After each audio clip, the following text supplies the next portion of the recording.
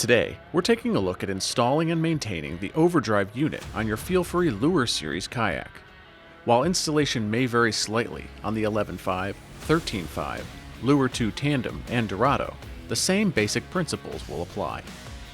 Please note that this video does not cover upgrading a non-OVERDRIVE ready boat to accept the OVERDRIVE system. That will be taken care of in a different series of videos. The OVERDRIVE is comprised of the pedal system, the beaver tail rudder, and the 8-ball steering system.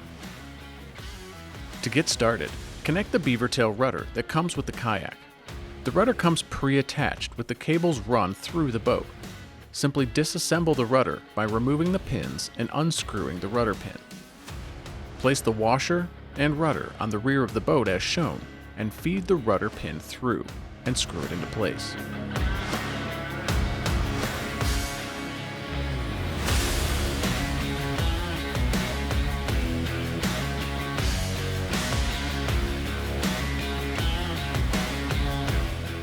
Then install the cotter pins to prevent the rudder pin from falling out as shown. This installation is on the Lure 11.5, but please refer to the paper instructions that come with the OVERDRIVE for the proper washer and rudder pin placement. Now, to begin installing the 8-ball steering handle, remove the screws on the pre-installed bracket as shown, and screw the 8-ball steering handle back into place. Next, attach the steering cables to the rudder at the rear of the kayak by unscrewing the bolts and placing them on the rudder. The bolts should be placed on the outside holes of the rudder as shown. Securely tighten the bolts, but leave just enough slack so that they can rotate as shown. Now, make sure the 8-ball handle is in the centered position and tighten it into place, as well as tightening the tension knob. When you first receive your OVERDRIVE unit, install the crank arms on the appropriate sides. Blue Loctite may be used to ensure a better fit if desired. Assemble the crank arms using the bolts and washers as shown. To install the OVERDRIVE into the kayak, simply set the drive into the opening with the rear lip going under the black stopper.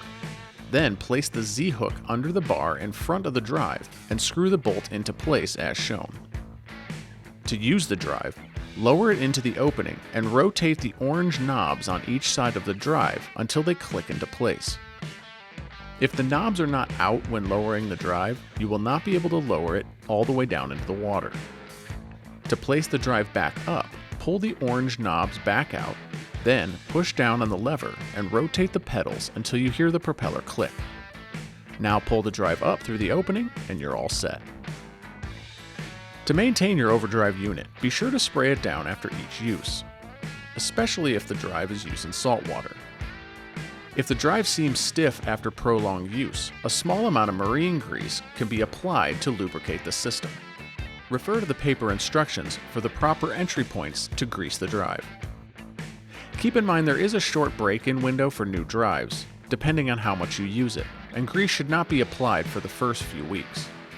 It's also a good idea to periodically check the shear pin. To check or replace the shear pin, simply loosen the lock bolts and remove the propeller as shown. The OVERDRIVE also comes with a removable storage pod shown here. This small container can house items used on the water. It's also the location for the optional Motordrive unit, a motorized upgrade for the OVERDRIVE system. And that's it. You're all set to hit the water and use the new OVERDRIVE system. If you have questions or want to learn more about the optional Motordrive, check our website or ask your local dealer.